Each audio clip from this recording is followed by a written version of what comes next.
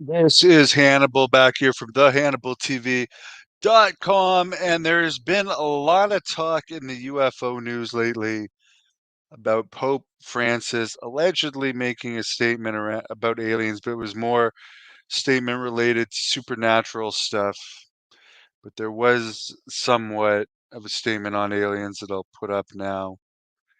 Basically, quote, but in every case, I think we should stick to what the scientists tell us, still aware that the creator is infinitely greater than our knowledge. Francis said that the one thing he is sure about is the universe and the world in which we live is is that it, quote, is not the result of chance or chaos, end quote, but rather the divine intelligence, the result of the God who loves us, who created us, who desired us, and never leaves us alone. This is interesting because David Grush, who a lot of you might remember, was the UFO whistleblower who used to work in the government's UFO program.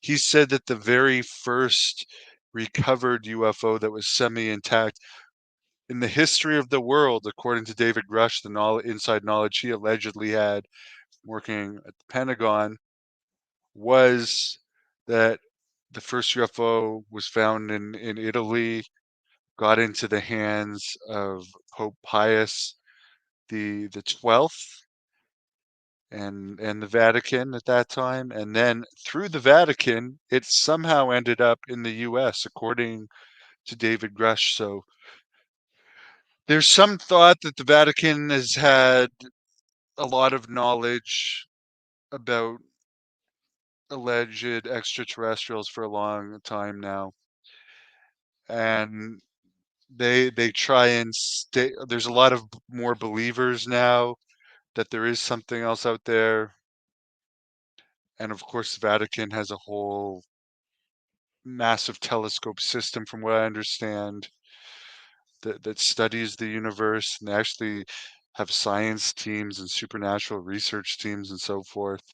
So they know a lot more about what's really going on in the world than a lot of people think. I have been doing a lot of research on alien abductions lately.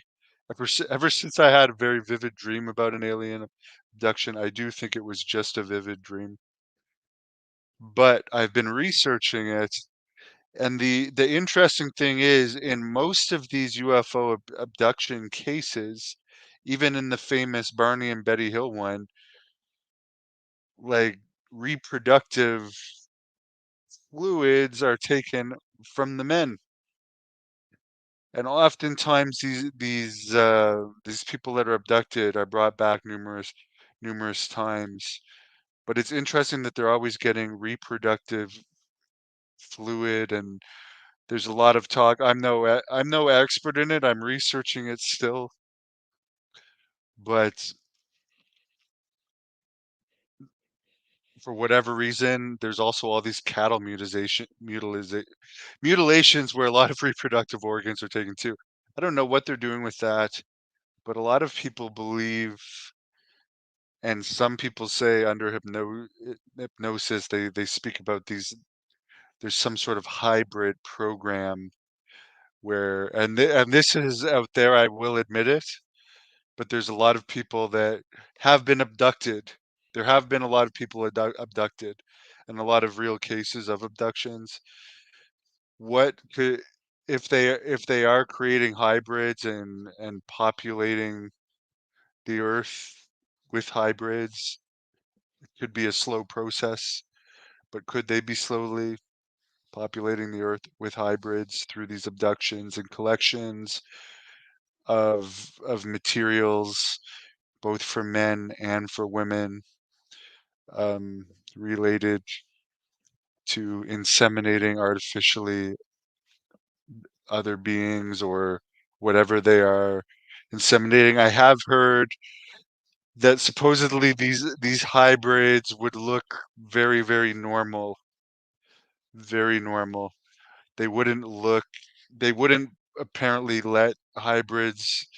Now, this, I admit, this sounds crazy, and I'm not saying it's true, but from the research I've done, if there are hybrids out here, they would make sure that they are ones that look very normal and would not stand out. So if, let's say, something went wrong or someone had very strong genes for a tall person, they wouldn't let a guy, put it in wrestling terms, Kevin Nash, his size out as a hybrid. It would be too obvious.